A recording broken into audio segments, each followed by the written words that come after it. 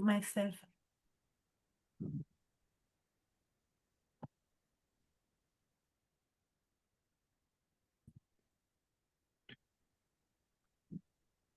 Good afternoon, everyone, and a very warm welcome to the first of this new season of CTP Masterminds, Essential Skills for the New Turnaround Landscape. Just a couple of very brief housekeeping guidelines, which I will draw your attention to. We are recording this session, and please stay on mute unless you're invited to come off. Equally, please do put your questions to the panel in the chat box whilst they're speaking, and they will respond at a suitable point. I'll give you just a moment to have a quick look at our disclaimer.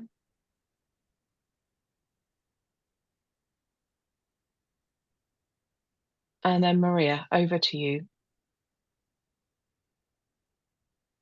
Thank you, Helen. Yes, thank you so much all for coming to our first mastermind for this academic year. We have a series of events coming through every month, and we encourage all attendees to participate and to come to all the webinars just to explore the skills that we have available for discussions and share with everyone. I will keep it short, so I'm going to hand over to my colleague Elaine. Oh, before I forget, we have the next event for those interested in Prague is the 2025 European Distress Investment and Asset-Based Lending Summit in at the end of this month. So sorry, on 29th of September. So all welcome. So I'll hand over the floor now to Elaine, who will introduce the panel, and we'll kick off this webinar. Thank you. Thank you, Maria. Thank you all. It's a delight to see so many people. I think we are over 40, which is really amazing. So it's a testimony to the value to us all of this EACTP, CTAs, CTPs format and knowledge sharing. So what this is, just as a short reminder, is really a master's class. So it's for all of us present to speak, not just for the 3 people whose mugshots you see on the page to be basically speaking too much or too long. I don't want to spend too much time. We collectively don't want to spend too much time talking about ourselves. I believe that many of you, if not most of you, know us already. For those who don't, Tyrone Courtman is a former TMA UK chair and a partner at RSM UK, a restructuring advisory firm in the UK. Roger is a former chairman of TMA Italy and a partner at Studio Palmieri in Italy. And I myself am a co-founder of the Swiss Turnaround Association and a former board member of that association. And I am actually acting as an interim manager, interim CFO. Currently, I'm the interim CFO of a 1,500 persons group in Switzerland. This being said, then we can move on to the agenda of the day, which I'm not sure whether we have a slide showing. I'm not seeing any slides, but I'm not sure whether everybody else are seeing slides and or whether there are any slides to show to start with. But anyway, so the topic is the importance of soft skills in the field of restructuring. And what we're going to do is we're going to, in a moment, Tyrone is going to share a short video with all of you. And on the basis of that short video, we are going to basically ask 3 questions to all of you, after which we will all be split in breakout rooms of normally, if all goes well logistically and smoothly, no more than 6 people. And these breakout rooms will have 15 minutes, 1-5, so a quarter hour, to discuss the 3 questions amongst themselves and try to come up with, no limitations, but maybe 1, maybe 2, maybe 3, preferably not more, insights or opinions, views as to how to answer these questions and what is key in their view. After the 15 minutes breakout ends, we will be reunited in a global room, and we will ask for each of the breakout groups to have designated a speaker that will basically bring to the whole audience the 1 or 2 or 3 points which they wanted to bring to the audience, and speak no longer than 1 minute on these points. After which, then the 3 speakers will give their own assessment of, taking into account what has been said before and entering into a dialogue with all the persons present on this masterclass. Finally, we will have an open Q&A question for anybody to ask any questions or make any remarks or share anything that they would deem appropriate to share with the group, and we'll be done. So the whole thing should take us about an hour or possibly an hour and 15 minutes. And we hope that it will deliver a lot of value to all the participants. If that's all right with everyone, then I would say that, I would remind that the topic of the day is the importance of soft skills in restructuring. And as we all know, restructuring and turnaround is a field where, the importance of hard skills is often pointed. So whatever these hard skills may be, there's a long collection of them, whether it's financial acumen, strategic or commercial analysis, business strategy, the final understanding of the legal frameworks of the jurisdictions which are concerned, or indeed the insolvency law, insolvency framework, which is relevant. And all too often, soft skills get a little bit overlooked when compared to hard skills. However, for all of us seasoned practitioners, we know that in reality, soft skills can be at least as important, if not sometimes more important than the hard skills towards a successful restructuring. So with that in mind, that's the topic of the day. That's what we're going to all be talking about. I would like, before maybe Tyrone then throw us the video, maybe Roger, followed by myself, can try to very briefly in 1-2 minutes, we can give our take on that topic. Roger, would you be okay starting with that? Yes, Alan, thank you. Thank you very much. Welcome everybody, everyone. Just few words about soft skills. But firstly, I would like to underline that in our European context, only UK, France, and Italy has an out-of-court situation and an out-of-court procedures. So the discussion about soft skill is growing inside our community, inside our turnaround manager and turnaround professional community. And based on my experience, I can say that in Italy, we are considering agreeing with Alain that probably the technical skills, and the professional skills, and the soft skills must to be balanced 50-50 with our competence and approach to turnaround. Soft skills, sorry, are really increasing in importance, and in my opinion, I would like to underline some soft skills that I consider very, very important in the turnaround context. First of all, turnaround is a teamwork. Turnaround is not a job for an alone CRO or for a lone temporary manager. I usually say is not a solo sailing race around the world.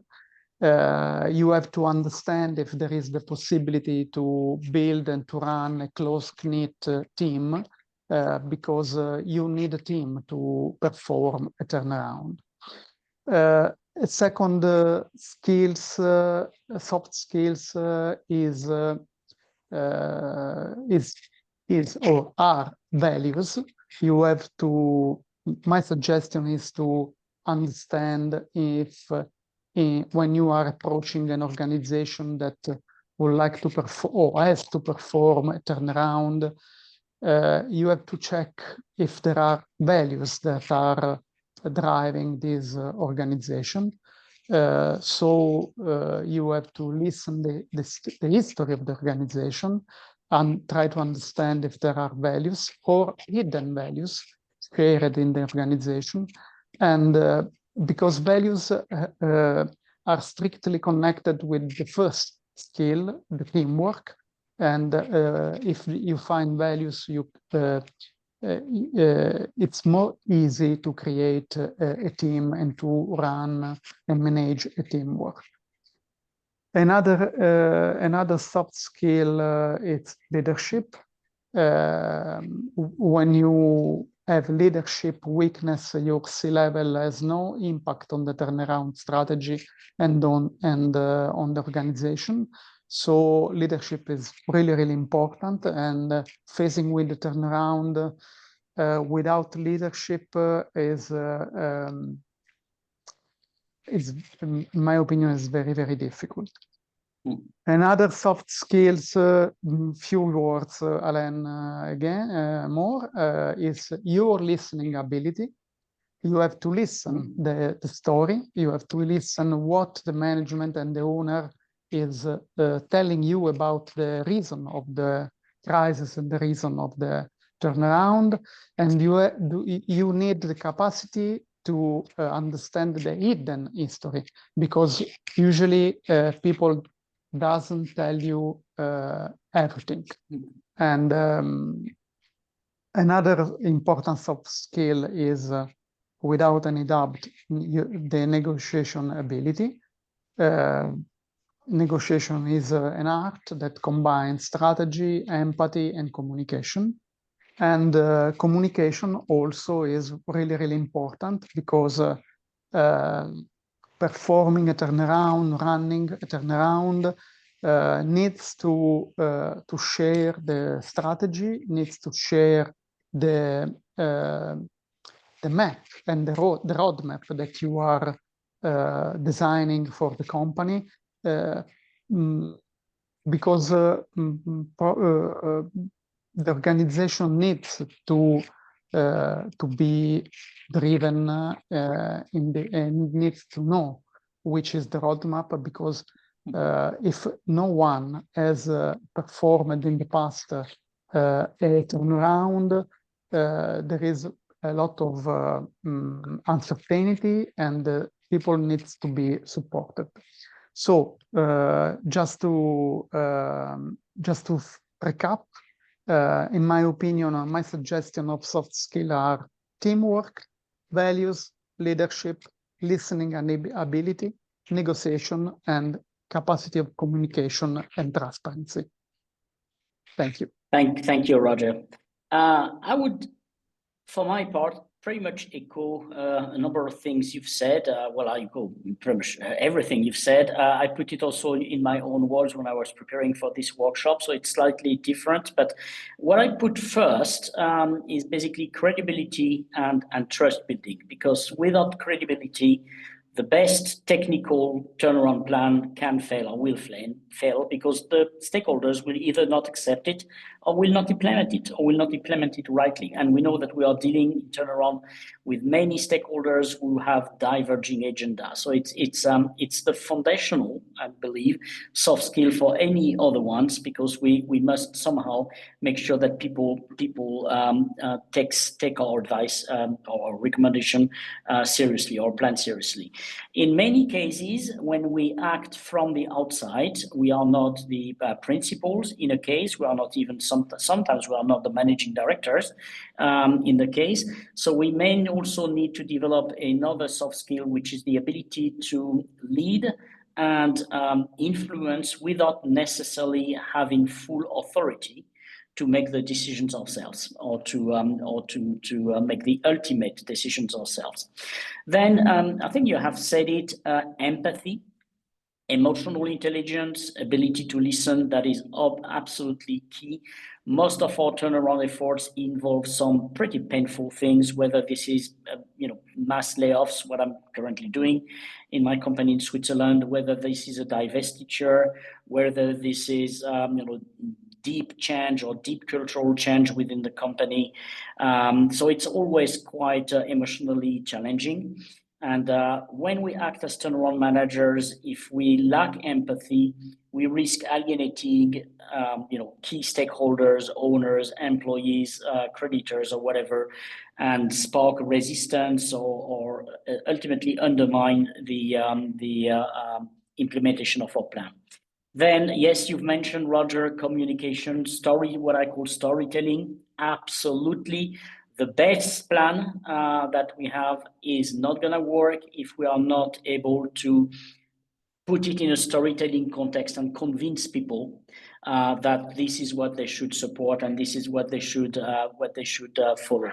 It's not about sugarcoating anything, but it's really framing the turnaround as a shared journey, as basically making sure that people think it is achievable. It's not a pipe dream, and they can actually work hard with us together towards success. Then you did mention the one I had next on my personal list, which is negotiation and conflict management. Of course, we all know this. In a restructuring and turnaround, we need to reconcile diverging interests. When you have the owners, you have the management, you have the banks, you have the employees. They all want something different. Basically our job is to navigate through that difficult environment and negotiate with all the important stakeholders to reach the optimal outcome. Then there's a whole block which, given that for those of you who know me, you know that I've lived and worked in 4 different European countries and worked in about 30 others. So I'm very, very sensitive to cultural issues. And basically, the cultural expectations, which include but are not limited to the legal frameworks and the legal traditions, are extremely important. And the sensitivities run typically very high in different countries, in different type of companies, whether this is a private equity-backed portfolio company, whether this is a family company, whether this is a large group, whether this is an SME. This brings entirely different contexts, and having political awareness, having cultural awareness, and being able to understand when to pull what levers and when to say what, or when perhaps not to say something, is also a fundamental soft skill, I believe, towards the success of a restructuring. And then finally, I have a final one, which also all of us are very familiar with, I'm sure. It's resilience and stress management. Our projects are not picnics. They are very hard on all of us. They are hard on our clients. They are hard on our stakeholders, hard on our creditors, hard on our owners, business owners, managers, and of course, the last but not least, ourselves. We are facing always very strong time pressure, high pressure, time-sensitive environments, litigious environments sometimes, and we have to be content to deal with this kind of environments. So that was my take. I don't know, Taron, what you would want to add or confirm or diverge from what we've said. Thank you, Alan. No, there's not a great deal I would wish to add, albeit I concur with both you, Alan, and Roger in much of what you've said. What I'd like to do this afternoon is to try to make this real for our audience and take them through a case that I was involved in, albeit some years ago. And hopefully our audience will be able to recognize some of the facets that you and Roger have described, and then perhaps when through the workshop groups we can talk some more at the end of that. So if you're content, I'm more than happy to get into the case that I have in mind? Absolutely, please do. Yeah, thank you, Alan. So as we know, this afternoon, the presentation is about essential skills for the new turnaround landscape. Helen, if you'd like to go to the next slide. And yes, just for those who don't know me, just a very brief recap. Alan very kindly mentioned I was president of TMA in the UK. I was the original founding president of EACTP, together with some of you will know Alan Tilley and Brian Green. And I'm currently president until the end of this calendar year of TMA Europe. And we have the flyer there for our conference, the annual European and International Symposium, which we held in Paris earlier this year, just to bring a bit of colour to the slide. I'm a chartered accountant by training. I'm also a licensed insolvency practitioner, and the Institute of Chartered Accountants provide me with my insolvency license. I've been involved in restructuring and insolvency and turnaround for in excess of 35 years, operating largely in the mid-market space, albeit during 3 of those years I did actually work for a listed company, and we were indeed managing a turnaround from within. So that's rather unusual for somebody in practice to have done that. So I know what it's like being sat on the company side of the table. Next slide, please, Alan. And I'm currently a partner in the Midlands in the UK, leading a restructuring and insolvency services team. So I'm a partner in RSM UK Restructuring Advisory. So the case that I want to share with you, as is shown by this slide here, is a business called Perfection Alloys. And Perfection Alloys is a business which is very close to my heart. The business is, I'm delighted to say, still trading successfully to this day, but it wasn't always the case. And the business was owned by 2 individuals, a gentleman called Simon Gudgeon and Fraser Dick. It operates just outside of Leicester in a district just outside of Enderby. And as the picture and the name would suggest, they perfect alloy wheels. So we've all done it. We've all rubbed our wheels up against the curb.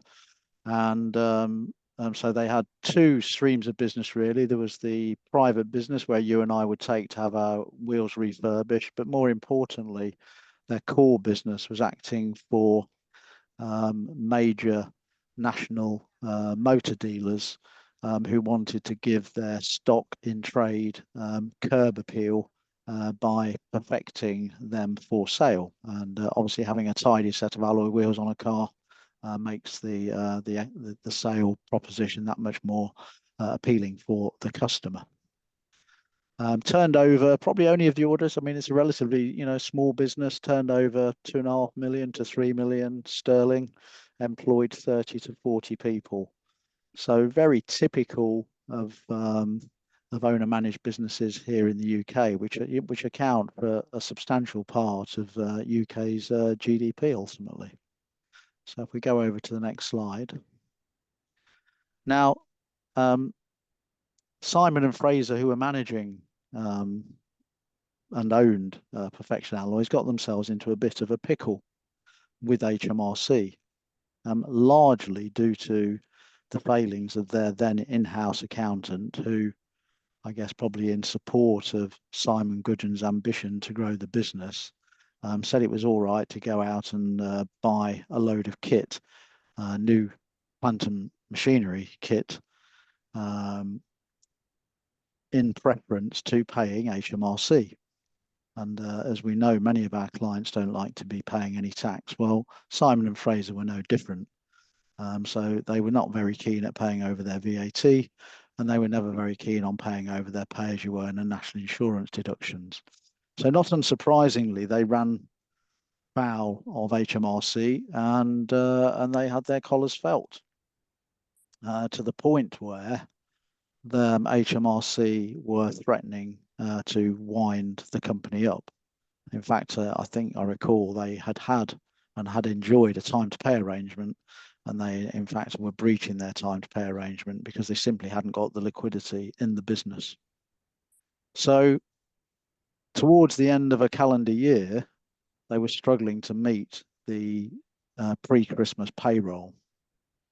And they spoke to their auditor, and their auditor kindly put them in touch with another insolvency practitioner who duly had a meeting with them and recommended to them that they should cease to trade and that they should place the company into liquidation.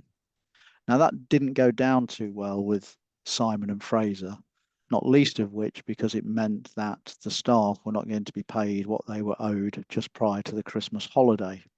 So Simon and Fraser put in a load of their personal money to enable the salaries to be paid and effectively put off the decision to do anything until after Christmas. But clearly the business was cash flow insolvent. Anyway, after Christmas, they came back to the business and they're contemplating their navel and thinking what they're going to do. And Simon, who is, he's a sort of salt of the earth type chap, would do anything for anybody. But he had a mate who was running a private hire business, private taxi firm. And he was asked, could he pick somebody up from Birmingham Airport on the Saturday evening? And Simon, being Simon, agreed to do that.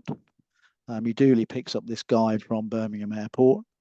And in the process of driving him back to his home in Market Harborough, which is just south of Leicester, he got talking to the guy in the back of the cab. And Simon, being Simon, he wears his heart on his sleeve. And he told this guy in the back of the cab all the tales of woe regarding the business and all the stress that he was facing and the fact that he put this money in and he was going to have to make his employees redundant and he'd been advised to put the company into liquidation.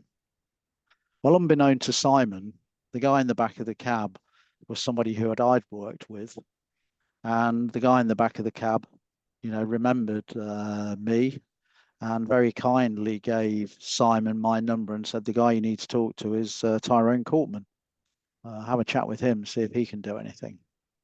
So Simon goes into the business on the Monday morning and he's speaking to Fraser and he said, I did this job for that friend on Saturday night and the guy in the back of the cab reckons we need to talk to this guy called Tyrone. Well, Fraser was sort of a bit knocked back by it, and after a few expletives, Simon said, well, what have we got to lose? Our backs are against the wall. We're facing liquidation. Why don't we just give this bloke a chance? So I get a call and I go and meet with Simon and Fraser. One of the first questions I ever ask a new prospect is, if I had a magic wand, what would your wish be for the business? There are some people who would just simply say, we've had enough and we just want it wrapping up. But in Simon and Fraser's case, they had the fire in the belly and the ambition, I guess, to probably prove many in their social group wrong. They wanted to carry on.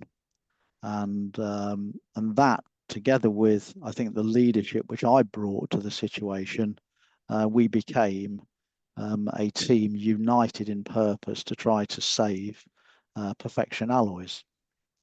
I suggested to them that they give one of my guys a couple of days to sort of turn up the drains so we get a full understanding of their financial position.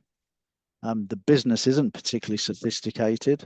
My approach was certainly not sophisticated. I mean, it was simple questions like, when was the last time you increased your prices? Well, they couldn't remember the last time they'd increased their prices. So I said, well, how about, you put £1 on a wheel? You're doing 10,000 wheels a week. That's whatever, sorry, 5,000 wheels a week. That's another 20 grand a month that you could put straight through to the bottom line.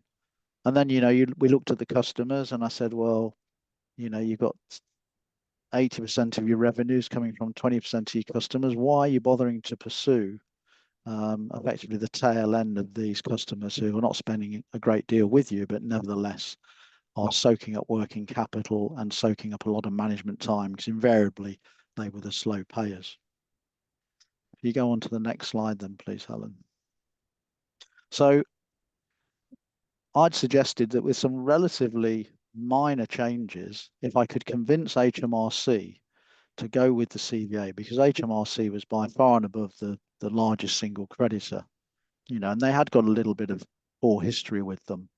But if we could put together a plan that showed that the company could be returned to profitability, and that over a period of time, the contributions that they can make on a monthly basis would be more than enough, more than sufficient to provide creditors with a far better dividend prospect than they'd ever have got on a liquidation winding up, then the business could carry on. Well, you know, that was music to Simon and Fraser's ears, and it certainly you know, provided me with an enormous emotional lift in terms of what, you know, that's what I enjoy doing. I just love helping my clients sleep at night, and you know, the thought of them being able to continue and preserving their 30 to 40 livelihoods, because you know, there's all families that sit behind each of the blokes. They're the son or daughter or father, uncle of somebody who's, you know, has some reliance on the income that Perfection Alloys was providing them with. If you just go over the slide, Helen. So Fraser, who you know, probably the top thing in life that he is most fearful of is public speaking, and I actually got him to come and talk at a breakfast seminar I held with my former firm, and he was thinking, well, I need to do a load of preparation for this, and I said, no, that's not what people want to hear. They just want you just to tell your story from the heart, how it was for you, and to illustrate how a different approach can really bring about a very positive outcome. And in fact, in a former life, when I chaired the Restructuring Insolvency Committee at the ICAW, we had an initiative to try to make our insolvency practitioners more business consultative, but also to try to emphasize to business owners the importance of reaching out for sound professional advice, because, you know, many business owners, many owner managers, they tend to be autocratic. They don't take insolvency advice very easily or restructuring advice very readily. Business has probably always been a struggle for them. So, you know, how do they know that today's problems are going to likely to be more terminable than that they've experienced for, you know, several years past? So we had a project, and Fraser was invited in to talk about his restructuring and experience, and that's what we're going to share with you now, technology permitting.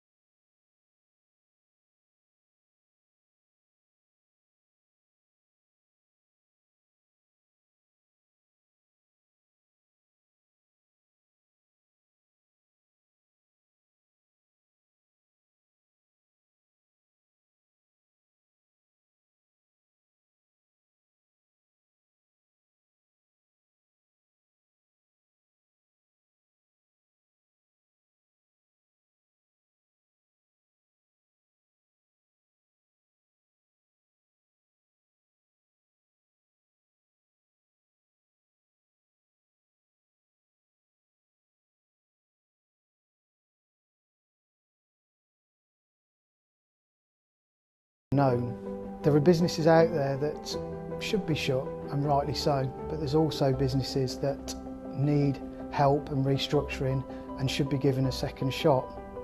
So I would say, show me the person that's never made a mistake.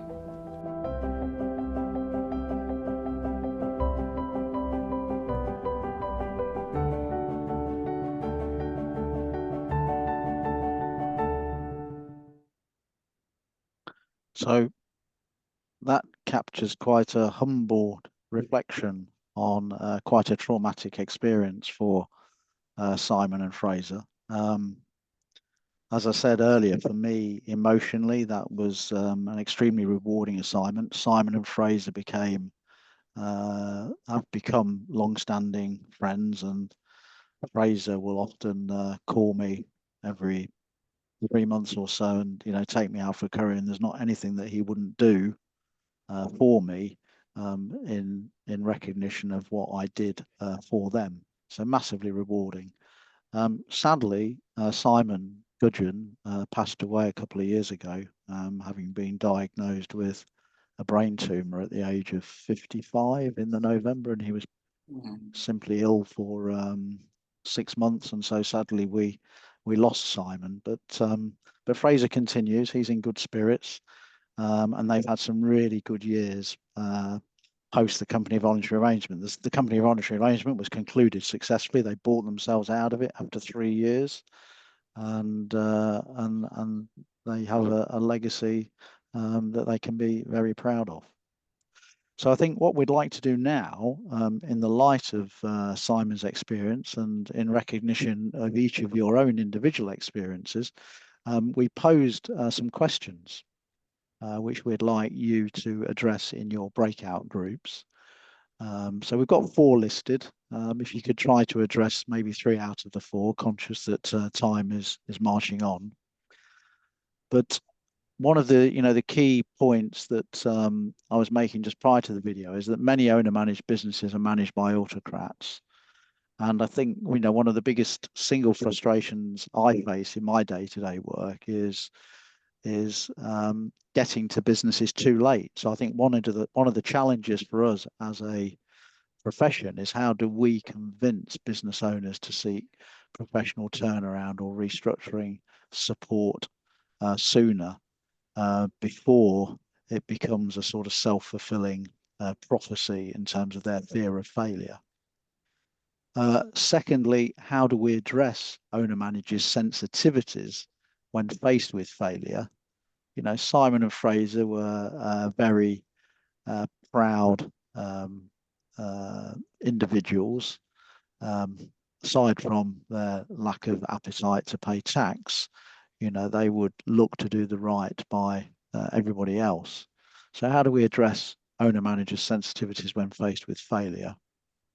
And then, how would you propose to deal with an owner-managed business owner who is in denial about a business's true financial position and future viability prospects? Because I don't know about you, a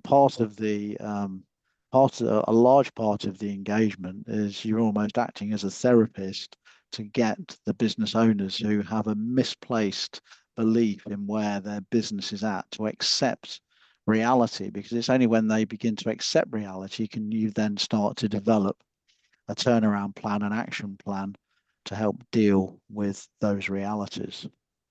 And then lastly, what would you say are the key attributes of a turnaround practitioner? You've heard from Alan and Roger earlier about some of the skills, the softer skills that are necessary in order to secure a successful turnaround.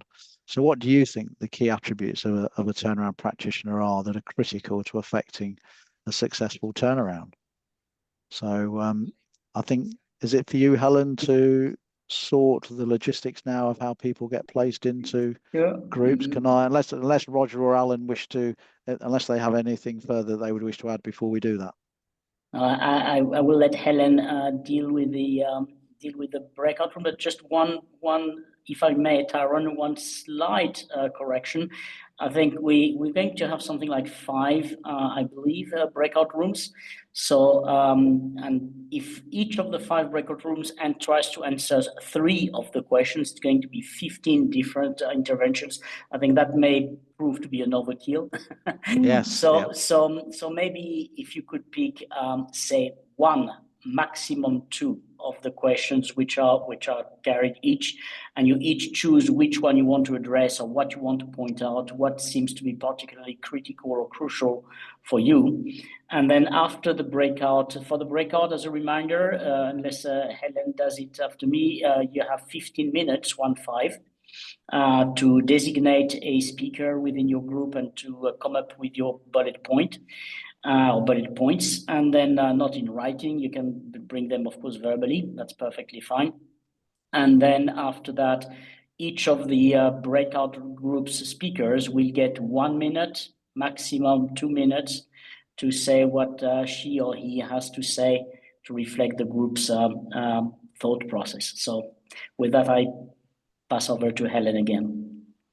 Thank you, gentlemen. We've actually got 4 groups with between 4 to 6 people in. So I don't know whether you want to take 1 question per room and they feedback on that, or what would you prefer? 1 to 2, yes, that's good, yeah. Okay, I'm going to send you off to your rooms. You will get a pop-up on your screen. Please accept that so you can join the room, and I'll give you a 5-minute warning when we're going to reconvene back in this room.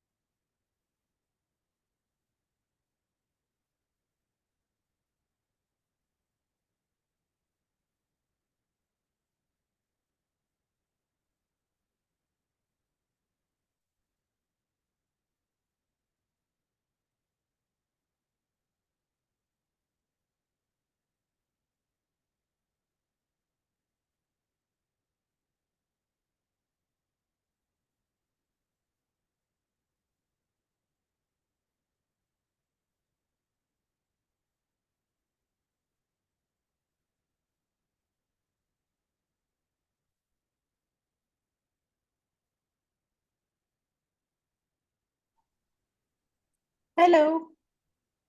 Hello. Is it we? We are in the room.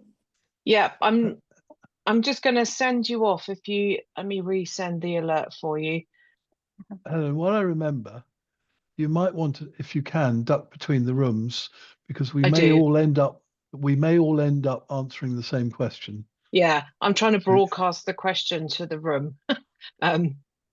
Let me just are you going to give us the question, or can we choose what the one of the 4? And I wanted the groups to choose which 1 or 2 they wanted to answer. So shall we do that quickly between ourselves? I need to put you in the room first. I don't know whether you got, so Andre, I'm going to pop you. Please look for the pop-up to accept the invitation to join. Tony, I'm going to send you to room 2. Thank you. And Carol, I'm going to put you in room 3. Thank you.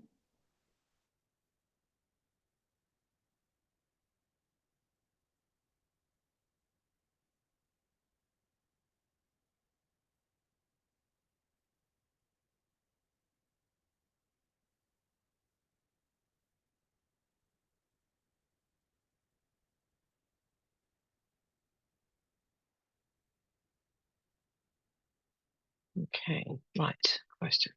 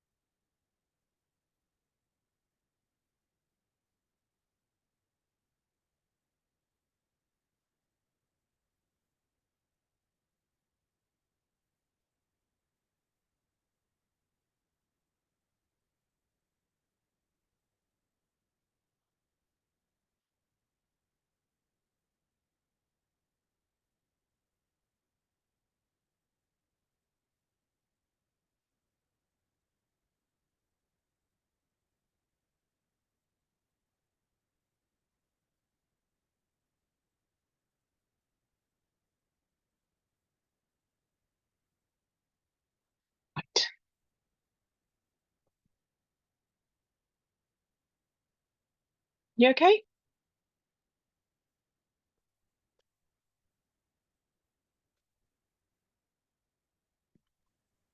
Yes, I am okay. Great. They can't hear. They can't. No, they're in their rooms. They're in the rooms. They can't hear us. Hi, Helen. You need to do this all the time because I don't know. This is a little bit. It's scary. quite spinning plates because I was just pasting each question because you can broadcast via a message into the room, but it's limited. So I had to do each question. So they've got all the questions that they can then choose from because I can't share the slides in the room with the 4 choice of questions. So, I need to, what time did they go in there? I can't remember. It was 10 or less. I know, but how long have they been in there? 4 minutes? I'm going to say 4 minutes. Okay. And then, so I'm just writing my timing so I know when to give them the 5-minute reminder that they've got 5 minutes. So they have 10 minutes. I send a reminder to say you've got 5 minutes, and then we'll all come back into the room. Actually, I'm going to. So welcome back, everyone. Can we can each room starting with room number 1 and move on and moving on then tell us who are the designated speaker? Room number 1, if you remember which room you were in. In room 1 we had Andre. There we are. Look like you come off mute. There you are. Yeah, I'm the speaker. Over to you. Hi everybody. Hi Alan. Hi Helen. Hi Andre. Hi. Good to see you. Room number 2. I'm the speaker for room number 2. Hey, excellent. Room number 3. Carol, okay. I am. Carol, I think somehow there was a technical issue. You were, unless there are 2 Carols on this call, you were also popping up in our room, but you had mic off and video off. Okay, never mind. Exactly. I think it was my cell phone here. I'm sorry, but never mind. No problem at all. So you are speaker on room number 3. That's the most important thing. We keep her for our group. Well, of course, you are much more handsome, Greg. That's why. Yes. Room number 4. That was your room, Alan. Yes, sorry. Yes, room number 4. Yes, we know that's Matthias, but maybe if he wants to designate himself. Yes. Hello, everybody. Good evening. Group number 4. So looking forward to our exchange. Room number 5. That was it. There were only 4 rooms. Okay, only 4 rooms. Okay, so do we start with maybe the first question that Taron had put up, and that question was, many owner-managed businesses are managed by autocrats. How do we convince them to seek professional turnaround or restructuring support sooner rather than later?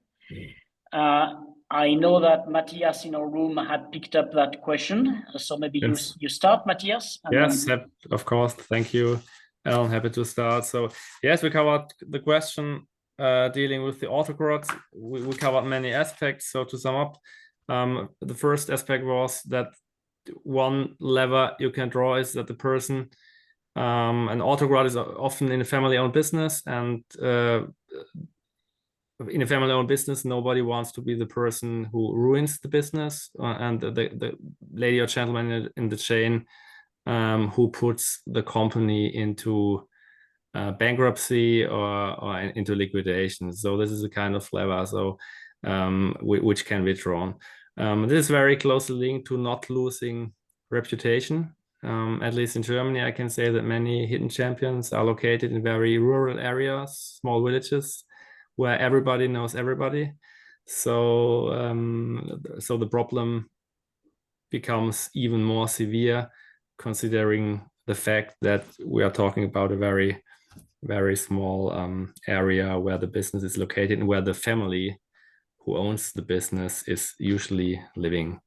The third thing we mentioned was the fight back argument, as I would label it. So one option is to tell the owner of the business or the owner family that, of course, insolvency is not the end, but turnaround is always a chance to regain control, to put the business on stable grounds again, and restart. So this, we labeled it as fight back argument, which is indeed a lever to help the business owner understand the necessity to seek and get professional advice. The fourth point we mentioned was, especially in Germany, but I think in other countries as well, was the criminal liability, which is rather severe. So if you don't abide by the duties imposed by the law on managers and business owners, you will face serious struggle. So this usually, from my perspective, significantly increases the motivation to stick to the law and to get professional help. So I think, Alan, if I didn't forget something, that's what we covered, and in a nutshell, it's a fair summary of our insights we gained. Absolutely, it's a very good summary. Thank you, Matthias. And you did not forget anything, but I forgot something. I actually forgot to mention to all those on the call who don't know you that you are a new and very welcome addition to the family of CPA, having successfully passed your CPA exam. So congratulations again. Thank you, Alan. Very happy to be here. Thanks a lot. Anybody else in the groups 1, 2, or 3 had picked up on the same question, or should we move on, or do you want to comment even on what has just been said? The group, sorry. Sorry, Carol. No, you go No, ahead. you can go. You can go. No, I just wanted to ask a question about Germany. Matthias, you mentioned about the criminal, consequences when you don't stick to the law, and I mean, for some people, because they lose reputation, is there like a sort of an environment where they can actually talk freely without having to, step into the law when it comes to seeking for help? Because the first thing that they will, particularly small business owners, if they are faced with a criminal consequence, the first thing they do is either they hide themselves, or they disappear, or even worse, take their life away. It has happened. It has happened here in the UK. So I'm just curious how you guys manage that in Germany. Well, it's all about the timeline. So you have to Right. ensure that you file within 3 weeks. within a time frame where it's still possible, or that you do not file too late. This is the most important thing, and that you get advice early on, so not too late, that you can track liquidity and see when you enter the dangerous zone. This is the most important thing, though. It's mainly about the timeline. Does that answer your question? Yeah, no, it's interesting. No, it's interesting because we don't have that in the UK, but in the past, when there was a lot of stigmatism, particularly when bankruptcies were 7 years, particularly for small business owners that were sole traders, bankruptcies were 7 years, so before they were discharged, and then before they got to that point, well, obviously that changed many years ago, in 2002, but still, there was quite a lot of kind of like difficult conversation for people to move on to seeking the help and then filing. But if in Germany, given that it's still very strict, it's interesting to hear how do you approach as to what is the timing for you to file and to seek the help that you can rescue somebody from criminal charges. So thank you. You're welcome. Thank you. Let's not forget Carol, who had also yes, a question. We discussed this first question, and we came up to the convincing part as showing really facts and data, being transparency on the why, the reason they need and these processes, the consequences of not doing, so bringing scenarios and risks, being responsible for their future. We also mentioned about respect their authority, but enhance the vision that they won't lose control of the company, that they have control in this transformation.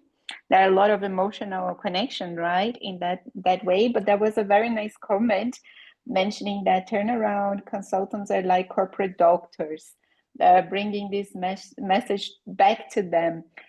So if you were sick, where would you go? You will go for a doctor, and this would be like a corporate doctor helping you. The company is sick. Who do you search for? So this is really nice. Yes, very nice, very, very nice indeed. Yes, somebody in our group did mention as well the idea of if you are you a father? Yes. You have a daughter, you have a son, right? So if your daughter has an issue or your son has an issue, what do you want to do? Do you want to pick the best doctor in town, or do you want to save on medical advice and basically or postpone it because maybe you can wait another week before you decide whether or not your son or your daughter needs medical support? And then obviously, you know, that may also score a goal. Yeah. But the health and doctor comparison is a very good one. Thank you, Carol. Okay. Okay, you were group 3, right? Exactly, Yes. exactly. So that leaves us with either group 1 or Andre or group 2, whomever wants to speak about the other questions that had been addressed. We dealt with question 2, which how do we address owner manager sensitivities when faced with failure? And it was a very interesting conversation because we have a misback in the group. So if I miss something, I try to write as much as possible from the conversations. But if I miss something, I welcome my teammates to chip in. We started with actually identifying exactly what were the drivers for resistance from people looking at as to to looking for help. And those sensitivities could be aspirational aspects like reputation, like Matthias was talking as well. If you run a small family business where you are located, everybody knows your business. And also whether if they are funding a lifestyle or is basically for small business owners, particularly their business is their life. So all these things are coming to play. But also we spoke to Marco, who comes from a more corporate, kind of background. So it was interesting to actually hear their perspective as well when you are on a merger and acquisition situation where you are landed with a project that have many hidden issues and hidden values as well. So asking the right questions, building a bond, being non-judgmental, creating that environment where you could build trust that you are on the business owner side.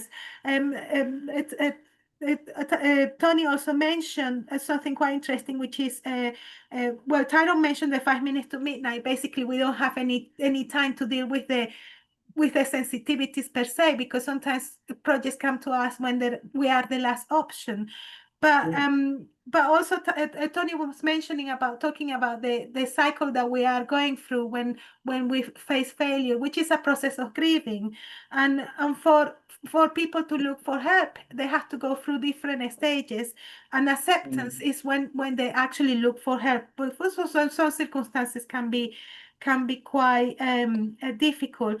But reflecting back on, just being in the same position as the owner or the managers, and having that mirror image that we understand what you're going through. This is what the best way of addressing those sensitivities. I think I covered everything. Teammates, have I missed anything? So we're done. Does anybody want to react from another group, react on what you've said?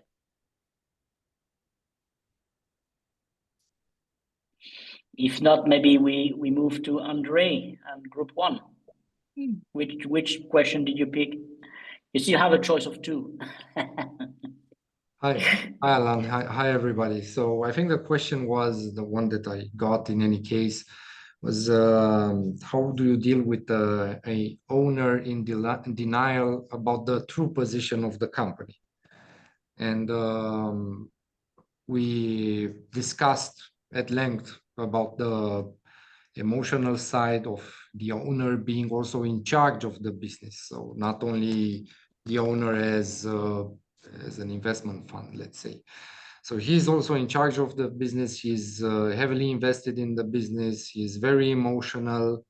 And I think our approach was to get him to become more rational, more data oriented, to be informed.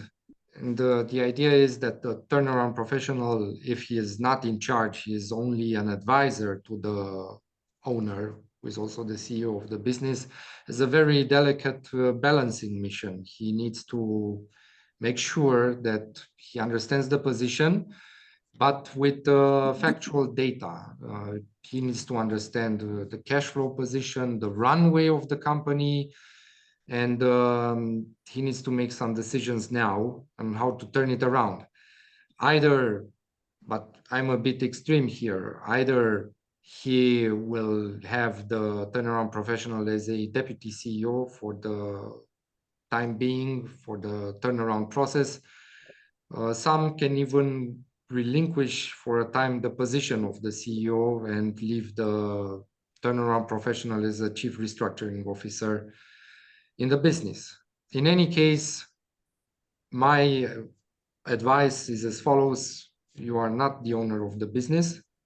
So at some point you should make it very clear what the situation is and what the reality is, and what the possibilities are of a turnaround, and what the, let's say, consequences will be. You should model those and show the consequences of not implementing right away what needs to be implemented.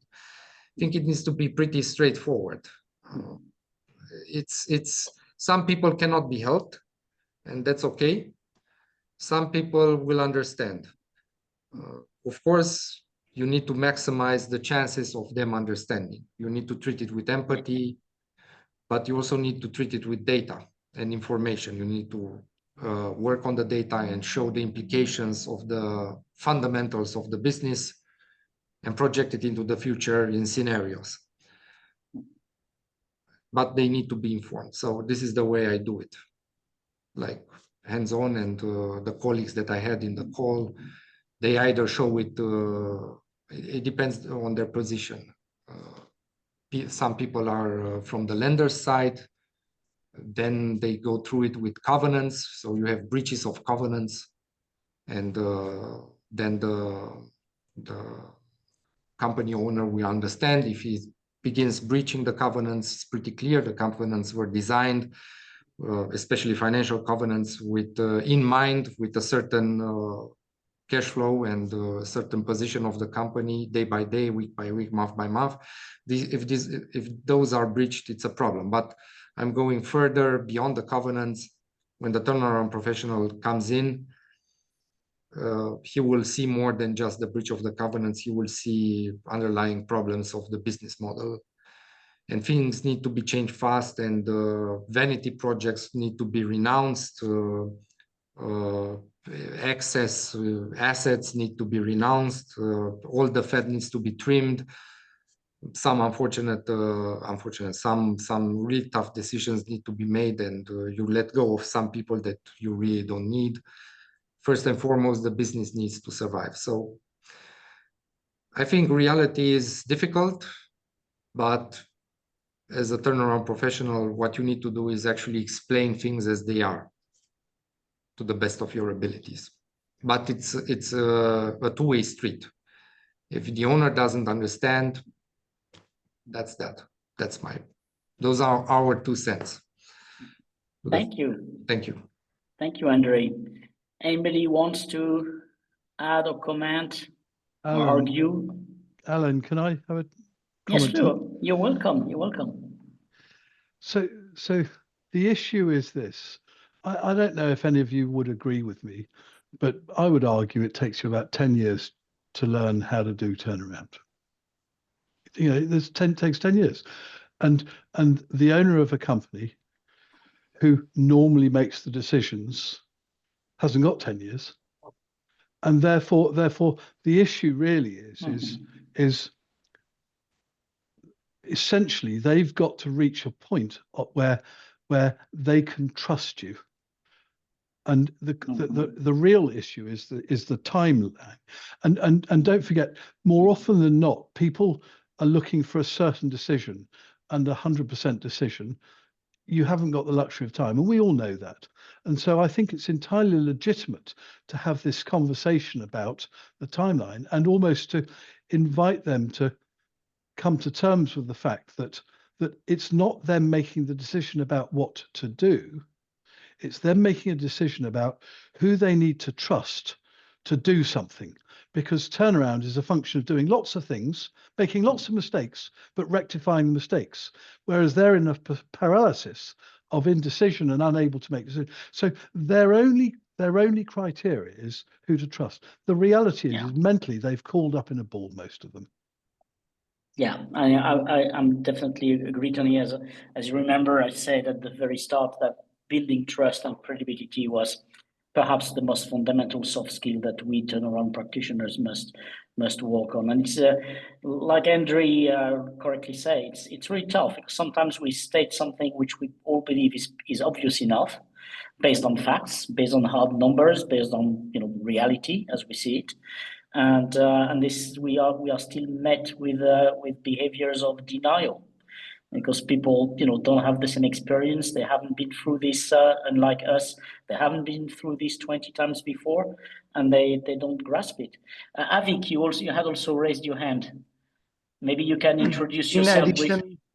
In addition to what Andre has told already, so I believe during this kind of situations, while dealing with the board of directors or the owners of the company, we can showcase certain things. Since financial matters are discussed just now, so we can showcase certain things like early warning signals that the company is probably at the verge of insolvency and might happen to something that, I mean, if it is going to happen, then it will be very bad. You cannot come back. So that if we can showcase. And secondly, there is a concept in management called Pareto principle, which is 80-20. So if we can highlight certain things like these are the very small things which is contributing majority difficulties in your company out of your entire difficulties. So if you just solve one or two small medicines, once it is started working, then probably their faith will also come that, yeah, I am probably in the correct, guideline, that I have to pursue this matter in a way so that I will not face the bankruptcy or insolvency in future. That's also. Thank you. Yeah, very good point. Thank you. All right, I'm mindful of time. I think, Helen, do we still have, 7 minutes or less, or are we already over by 8 minutes? I forget whether we said 1.25 or 1.5 hours. I think we're slightly over, so move towards concluding, I would think. All right. So first of all, towards concluding, I would definitely thank any and all of you for being present, for showing up, for sharing with your fellow turnaround practitioners all your insights, your experiences, and your views. I think this is, at least to me, this is even after 35 years of practice, this is still incredibly enriching and rewarding to hear what all of you have to say and the perspective that each of you is bringing to the field. Roger or Tyrone, would you like to add anything to that? I would like only to thank you, everyone, to thank you, Team in Europe, EACTP, for asking me to participate. And I found it very, very interesting, as usual. Thank you all. You are welcome, and thank you, Roger. Yeah, no, I'd just like to, I mean, apart from just emphasizing really, a critical skill, which is really, delivering leadership in turnaround, you're the one that's sort of leading it from the trenches, and empathy is key. So engagement with the client, putting yourself in their shoes, treating it as if it was your own business, but having the belief, but equally, as Tony and I were discussing in our group, you've got to tell them the way it is, and they need, the sort of hard pills in order to help them with ultimately their grief and ultimately their acceptance. And it's their acceptance of the issues which is going to motivate them to, change. And Marcus and I were talking around effectively showing the business owner the precipice. If you carry on as you are doing, this is likely to be the result, and it's not going to be pretty. So what have we got to lose by making some changes? Because if we carry on as we are, we're going to fail anyway. But anyway, aside from that, I could go on. I'd just like to express my appreciation to you, Alan, for chairing it, Maria and Helen and Anna for organising it, and to thank everybody else for joining us this afternoon. I hope you found it of value. Thank you. Indeed, very Thank you very much. Maria or Helen, do you want to add a word on what's coming up on our calendar, or what are the next planned events? Well, just come and participate on the next workshop, which is coming in October. About the Wing will be leading that workshop. Again, we'll be touching base on soft skills, customers from the customer point of view. So do come and participate and share your insights, because it's very valuable. Every little insight that we share, it helps us grow, in our career and our journey as turnaround professionals working from the trenches. And Alan, thank you so much for mentioning the issue of stress, dealing with stress. I think it's very important. We will actually touch base on managing stress further down. I think it's an important point to deal with, personal well-being, because it really is stressful. And when you are leading from the trench, everything falls on your shoulder, and it becomes really difficult for everyone, particularly those who are facing the music. So thank you for bringing that across, and we're gonna start research to expand onto that subject. So are you saying, Maria, you still want me to teach a yoga class at some point? I think we need a yoga session in another mastermind. But I don't know how it will work with the stakeholders. All right, on this good word, thank you all of us. Thank you all for coming. Look forward to seeing you. Well done. Bye-bye. Bye. Bye. Bye. Thanks a lot.